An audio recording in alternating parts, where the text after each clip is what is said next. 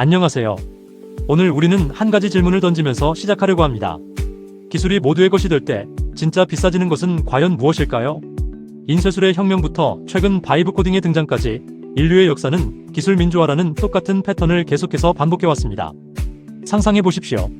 카페 테이블에 앉아 말로만 앱을 만드는 시대가 다가오고 있습니다.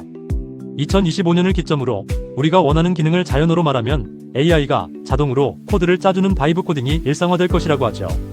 이제 내 아이디어를 실현할 기회가 드디어 온 것입니다.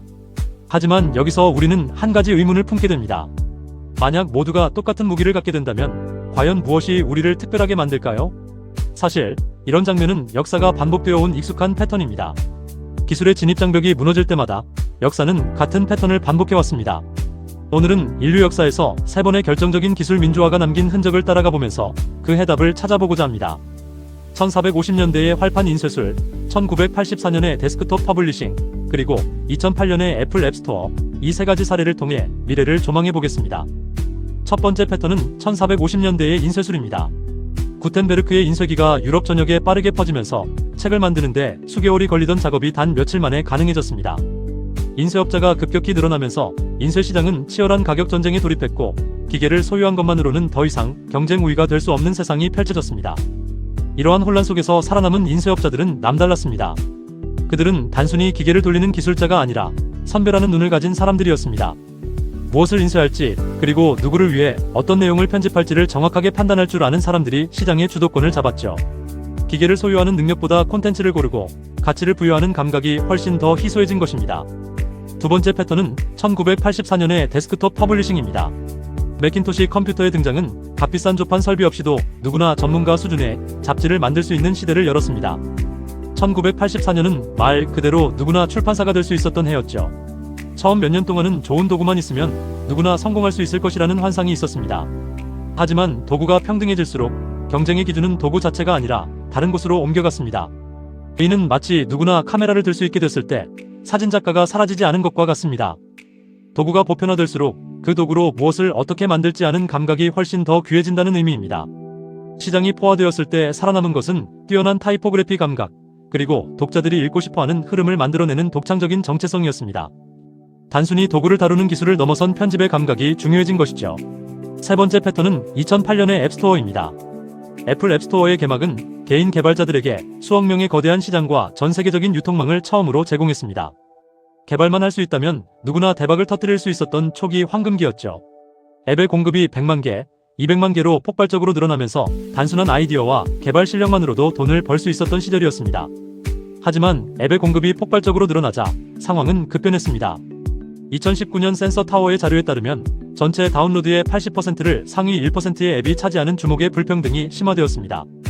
기술 장벽이 사라진 자리에 이 불평등이 들어선 것이죠. 경쟁의 기준은 더 이상 단순한 개발 실력이 아니었습니다.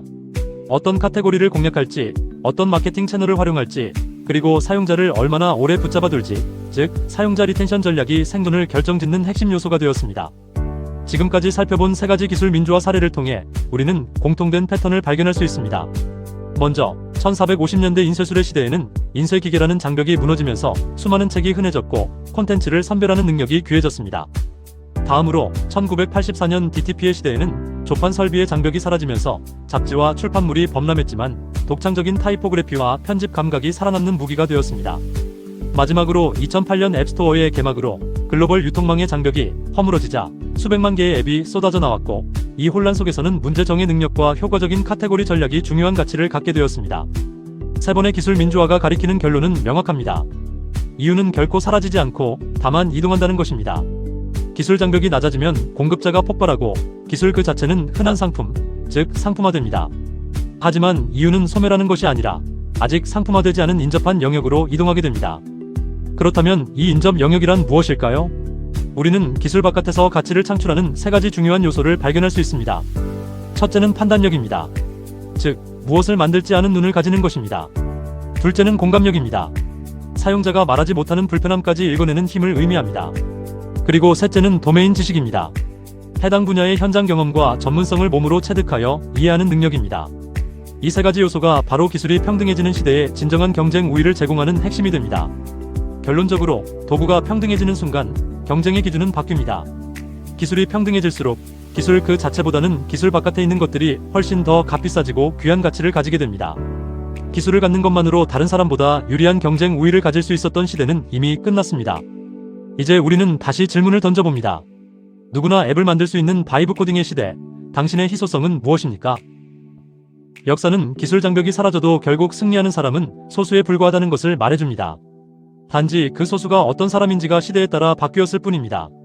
다음 편에서는 코딩을 전혀 모르는 사람이 만든 앱이 무려 1,100억 원에 팔린 놀라운 이야기를 이어가겠습니다. 많은 기대 부탁드립니다. 더 깊은 인사이트를 원하신다면 테크소피 블로그를 방문해보세요.